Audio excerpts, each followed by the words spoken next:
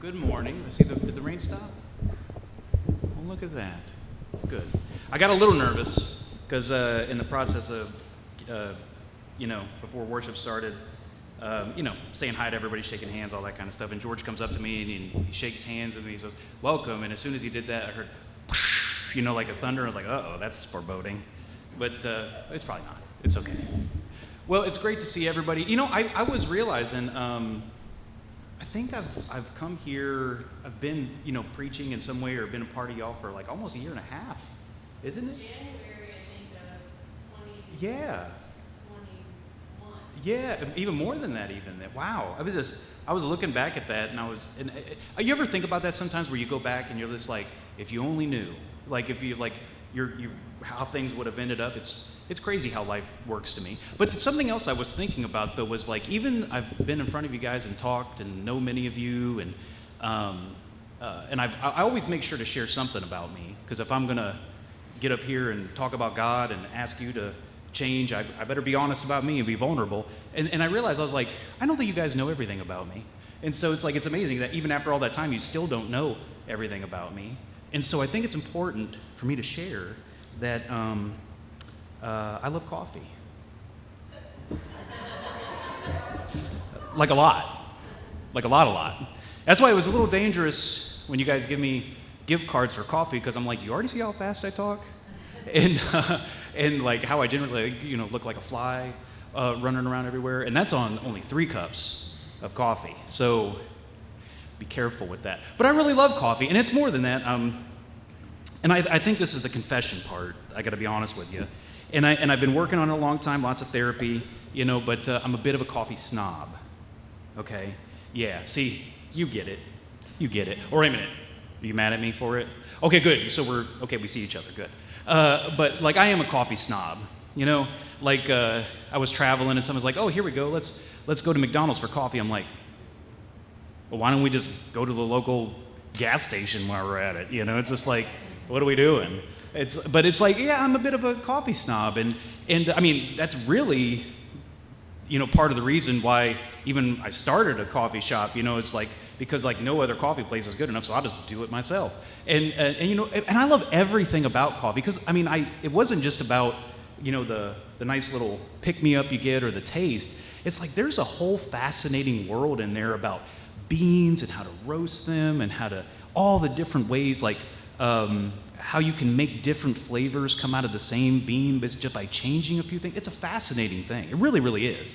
And like, I would be honest to say, like, it's almost, it's like as much as people love wine, coffee's that way.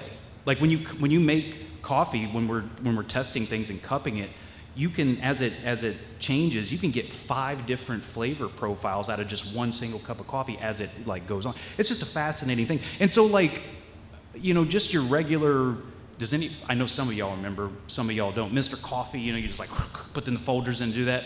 Sorry, I ain't doing that. But it's just, I mean, that's okay. But so how I normally do coffee is extra, as they say. So I'll have beans that there has been a season when I freshly roasted them in the morning. That was super extra. But so like I already have beans I roasted, and then I make sure to grind them. And I actually, for the longest time, I upgraded.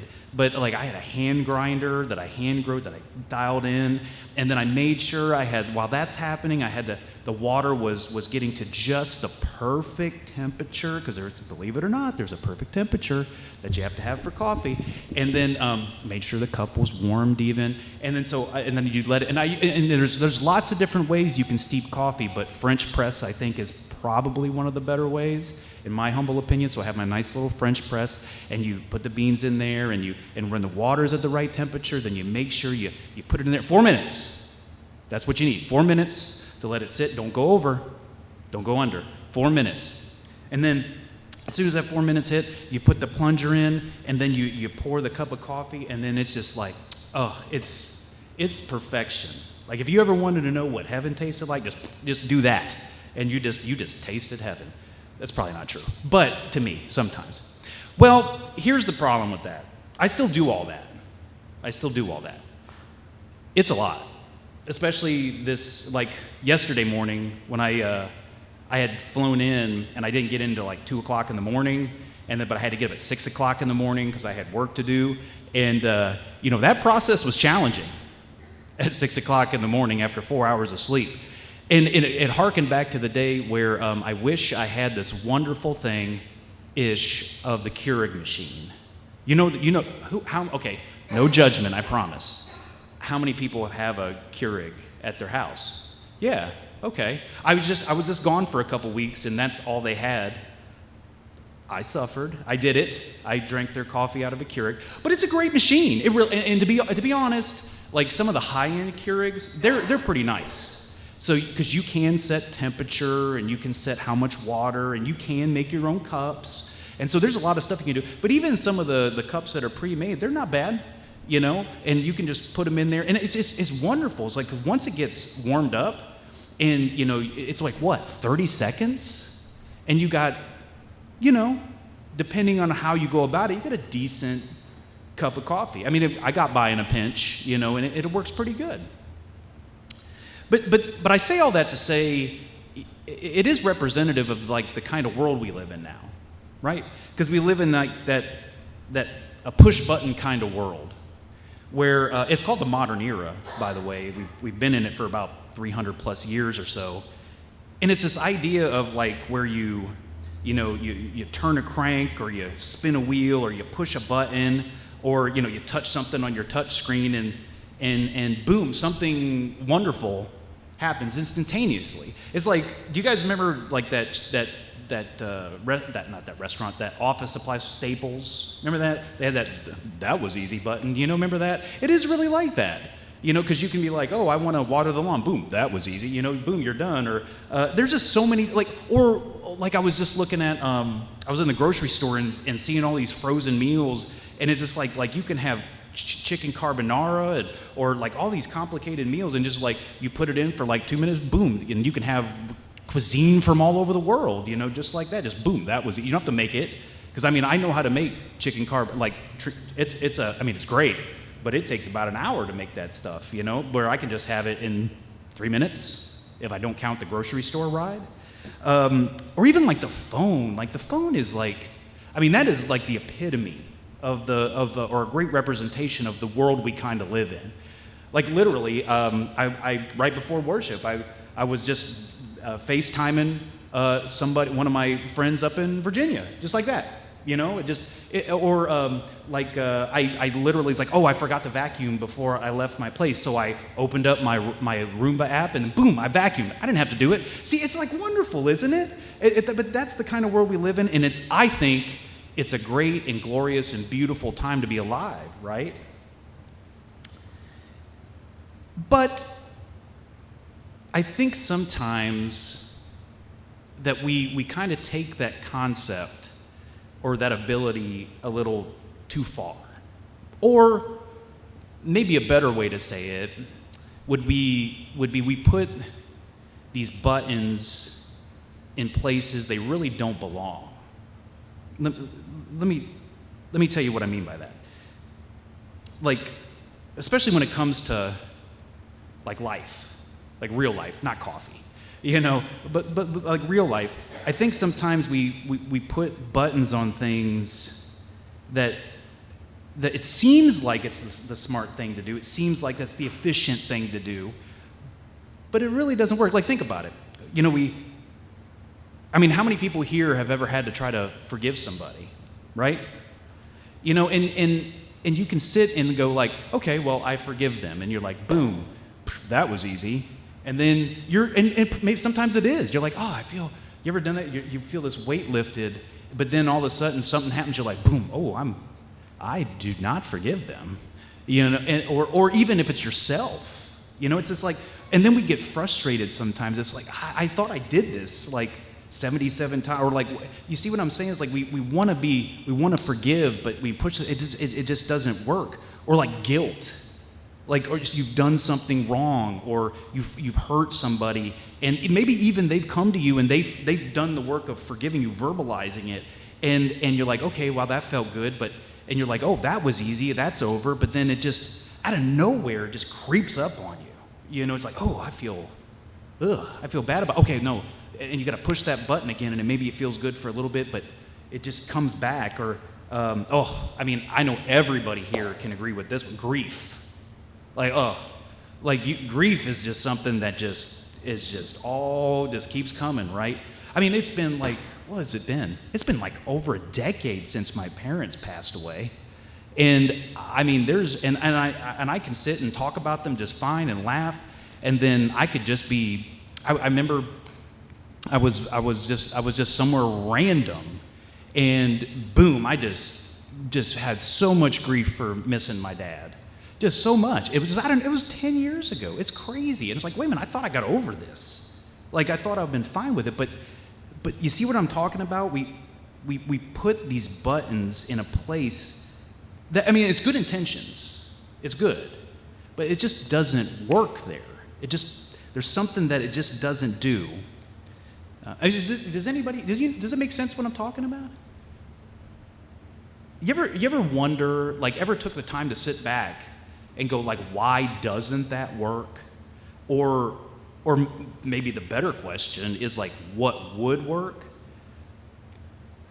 And so, of course, I'm a little preferential to the Bible, but that's one of the cool things about the scriptures is, like, when you take away, like, look at it from both sides, not just a divine book, but a human book, because it is. It can tell you a lot about this push button idea that we have, because this is not a 300-year-old modern era problem that we have. This is a 2,000, 6,000 year issue we've dealt with. This idea of wanting to just move on.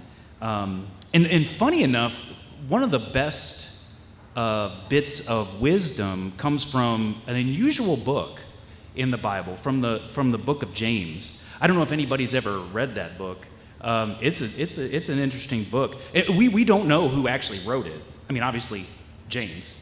But there was a lot of James back in the day. Somebody, like, read scripture, you'll see a lot of James. I mean, most scholars thinks it was Jesus' brother, James.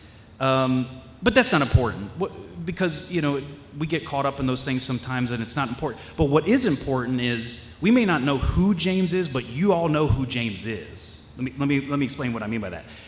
You ever met a person in your life that's like that matter-of-fact person, that tell it like it is person, that very super direct person? I love the look on your face right there. She's like, it's like, yeah, no, we know those. That's exactly those people. You know what I'm talking about? Like the people that, fair warning, I am one of those people.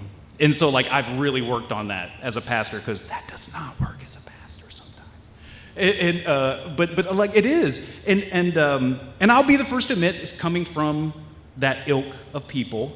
We can be jerks sometimes. Okay, there's the face again. There's these faces all over when I say these things. But yeah, we can be jerks. We can be jerks. And I for all of the Jameses, from the James Society of people out there, we are sorry. But from also the James Society of people, we are usually right. Yeah, I'm just saying. I'm just saying. I'm just saying. See it, there it is. Direct, tell it like it is. We are usually right. At least a little bit. There's something in there that we're right about. We maybe need to work on how we say it, but it's usually right. That's why James, the book of James, is called like the New Testament Proverbs. Because really when you get down to the bottom of, like, being direct like that, or even some of the stuff that James says, there's a lot of wisdom to it. There is a lot of wisdom to it. But what's interesting, why I bring up and why we're going to look at James real quick, is it almost seems, at first glance, James is a push-button kind of person. Because that's really kind of what direct people are like. It's like, oh, I want to stop. Like somebody, like one of my friends the other day, is like, oh, I should eat better. Well, then eat better. It's that easy. It's not. But that's what James does. He's just like, someone says this, and James like, oh, just do that. There you go. Boom. And let me give you an example of what I mean. Like right off the bat, he doesn't even get one line in. It's like James 1:2. And he says this thing right? He wrote this. He goes, consider it pure joy, my brothers and sisters, whenever you face trials of many kinds. Okay. Yeah, so I'm sure you have faced a trial or are facing trials. Just imagine the Staples button or the Office Depot button in your mind, and you're going to be, you're going through a trial. Just consider it pure joy. That's easy. Consider it pure joy. Okay, that doesn't work at all. But then, and so it's like, okay, James, can you tell us how that works? But no, he doesn't. He just keeps going. He literally keeps going, just over and over and over again, just do that, just do this, do that. And then he like this one's really like a tough one. Like he goes in the 21st, the first part of the 21st verse, he goes, get rid of all moral filth and evil that is so prevalent. And I'm like, oh, okay. Why didn't somebody tell us this? It's just like, it's easy. We can, all the stuff going out in the world, all we have to do is just get rid of it. And so it's like, we just push a button and boom, it's gone, right? You probably, take out your phone. There's still hungry people out there. There's still war. There's still all kinds of just not great stuff going out in the world that we've been trying to figure out for literally ever. And so this doesn't work either. We just can't get rid of it. And so it really gets frustrating after a while when you're reading James. It's like, okay, James, you're telling us all of these push button things that we just need to do. Some big thing, like real problems and real challenges in our life. And he's just like, just get rid of it. Just don't do it. Just consider it pure joy. And it's like, it gets frustrating. But then he gets to the point where we're usually right. The wisdom part of being direct. He says it right after that very challenging line of get rid of all moral filth and evil that is so prevalent in the world. But then he says this, and humbly accept the word planted in you, which will save you. Oh, that's different. This is where he changes things. And so there's two words there that I think are the key things for us to think about. The first word is, word. I know it's weird, but the first word is word.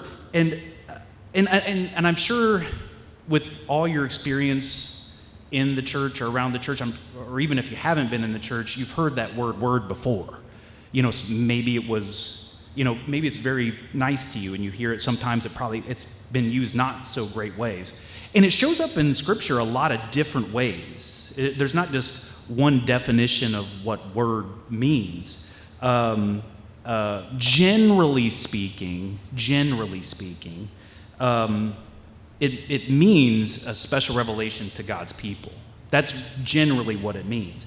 Now, just to be very direct, when in our tradition, the word is Jesus, like the capital W word, that's Jesus. And it's really easy to see how, once again, that definition I gave you fits. It's a special revelation. Jesus is a special revelation of God's people. And like I've told you before a billion times, I got one sermon, and my one sermon is like, we don't have to wonder who God is, and we don't have to wonder who we are anymore.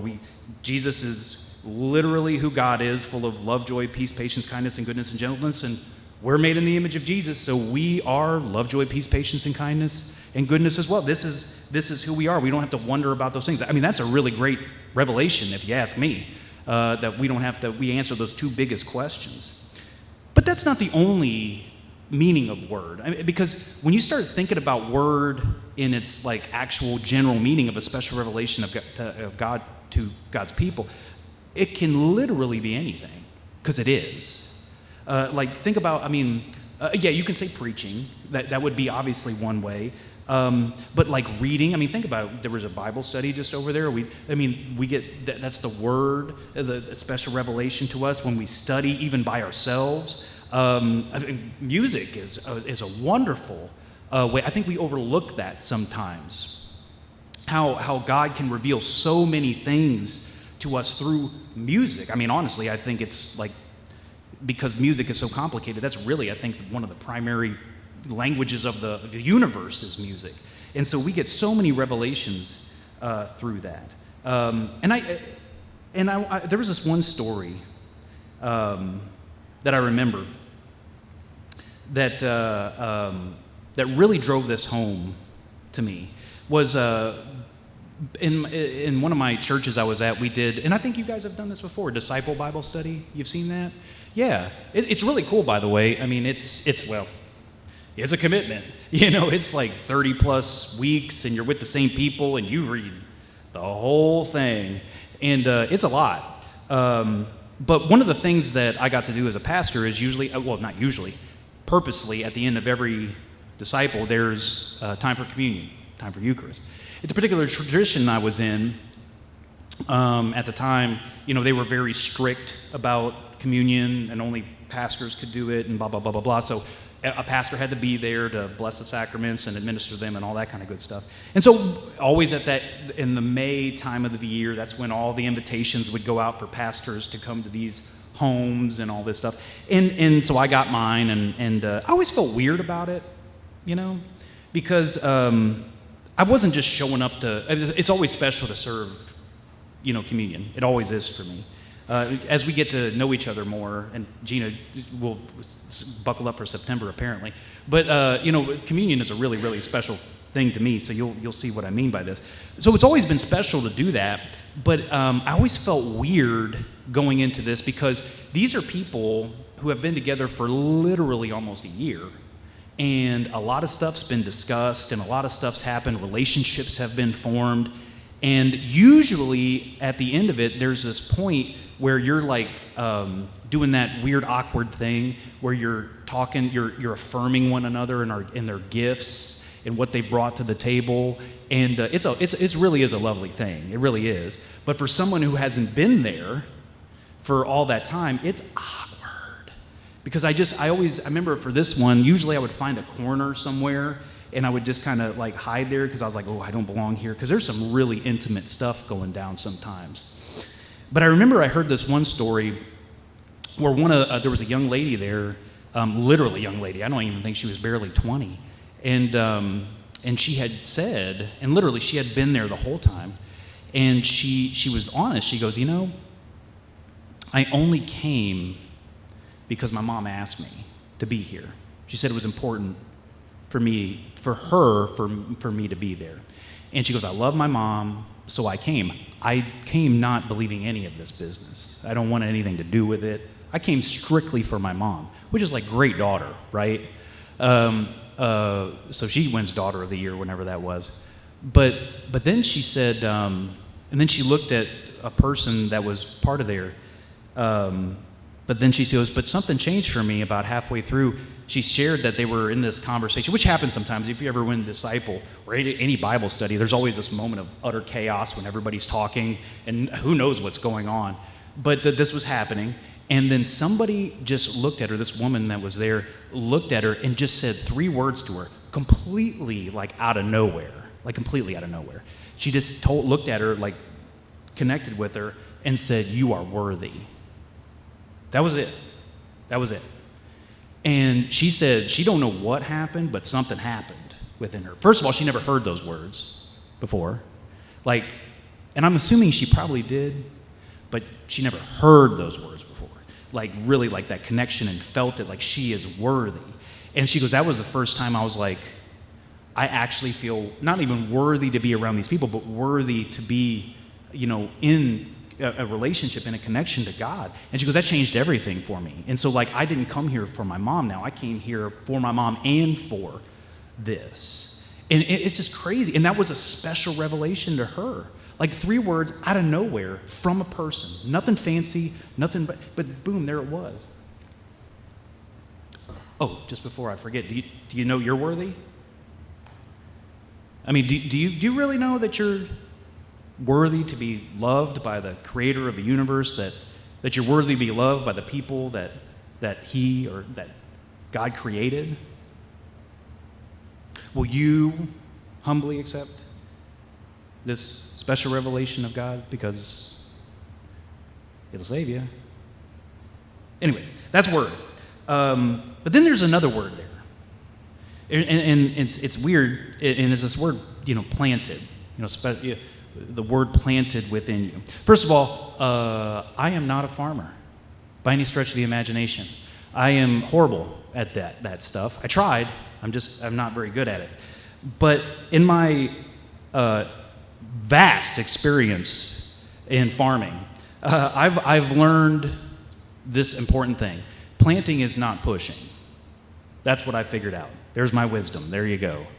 Don't get me wrong. There's machines and there's chemicals and there's tricks to do all this stuff. But like planting in itself, there's really only one way. The machines just make it a little easier.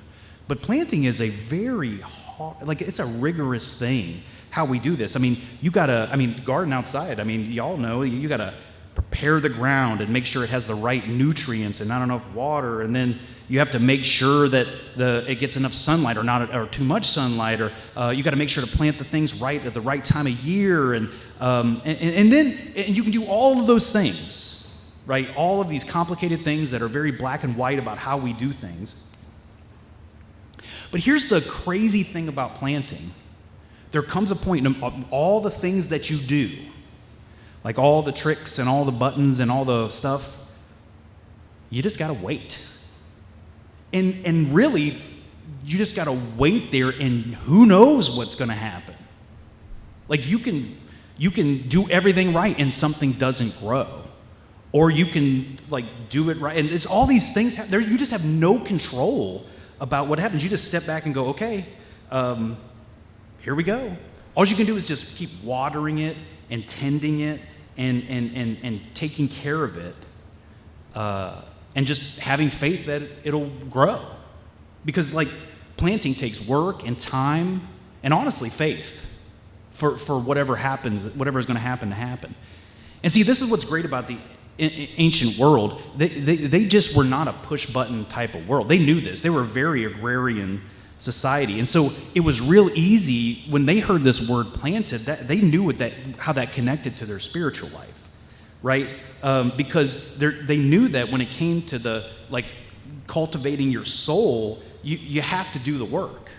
Like you have to do the things. There are things you can do. You can study and pray and be in community together and give and serve and do all of these things. But there is a part of it where you just got to stand back in the midst of all that and be patient and hope and trust that what you're doing is going to bear some kind of fruit, because the soul is the same thing as the plant, right? It takes time, it takes work, and it takes trust and faith for things to change within you. And see, that's what I think gets lost in the push button kind of world. I think the button for us now, and I'm not saying anything, but it's because I'm a benefiter. It's like I think our button for that kind of stuff for us is like medication, or we're just gonna do this self-help book, or we're gonna do this one thing, and those are all great. But once again, it's not something that you're gonna push it and you're done, because we're not instant machines. There's no switch for the soul. Is there moments like where there's something radical that happens, something like crazy that really does make a big shift? That's happened to me in my life, but those things are rare, and they're not always necessary, right? But even then, when they happen, it's like our soul is like a whole root system. It's like you're going down, and then all of a sudden it goes to the left, and then it goes up, and then it goes.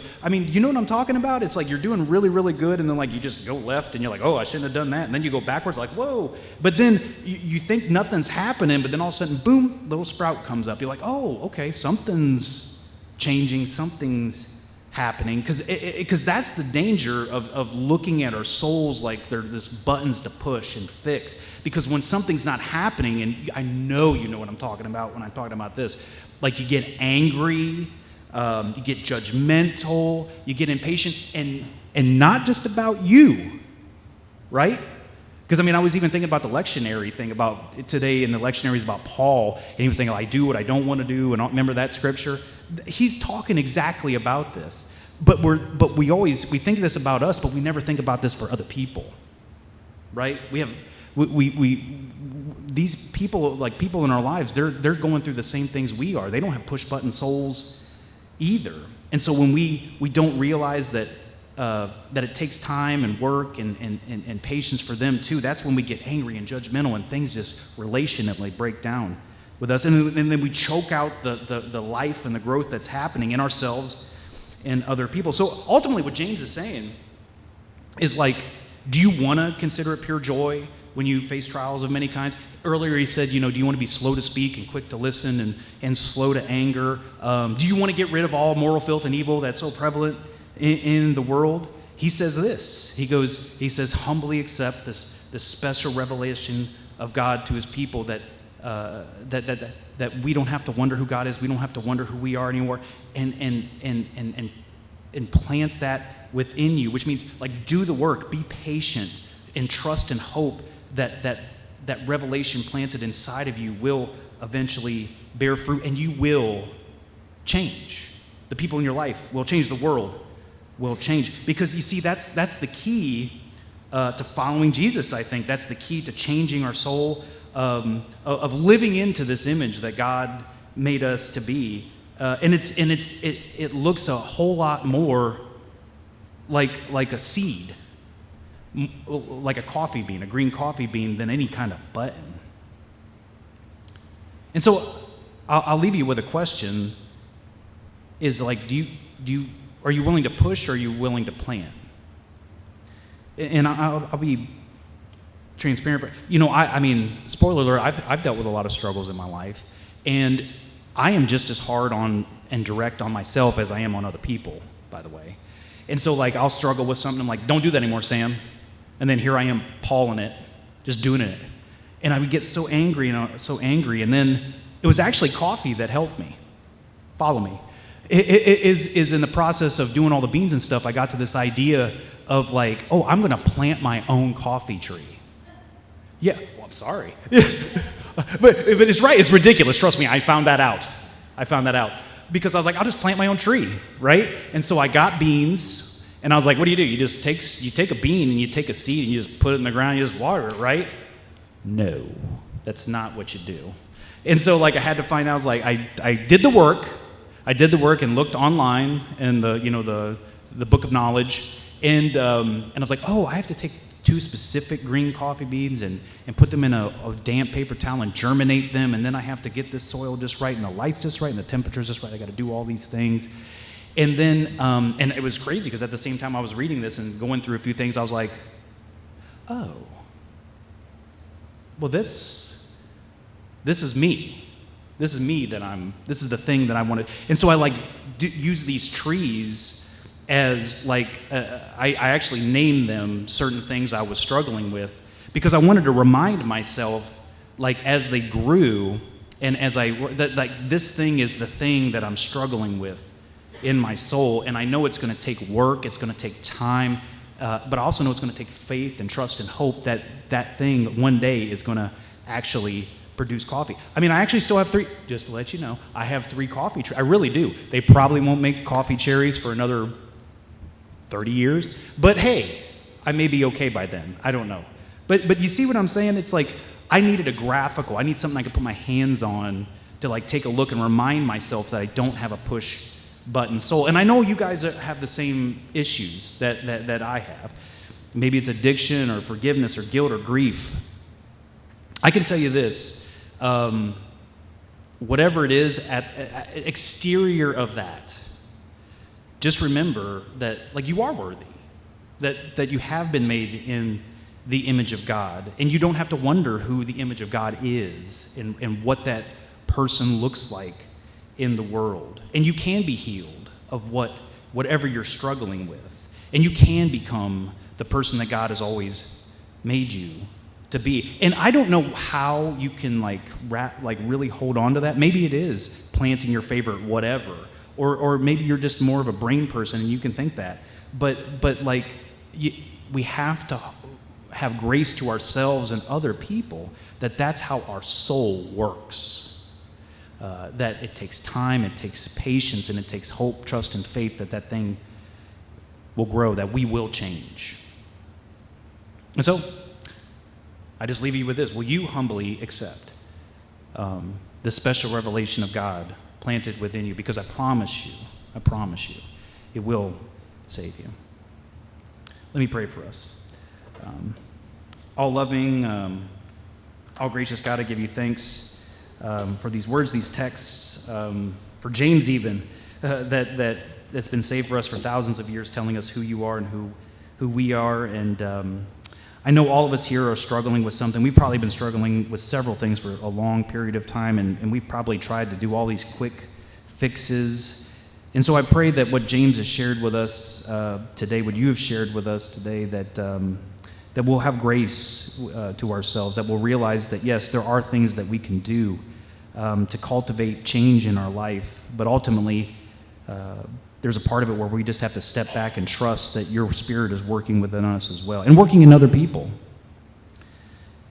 And so I pray that we just won't leave these words in this place, but we'll take them with us, and we'll do the work, and we'll trust you at the same time to become everything that you've created us to be. And so I pray this all humbly in the name of the Father, Son, and Holy Spirit. Amen. Blessed be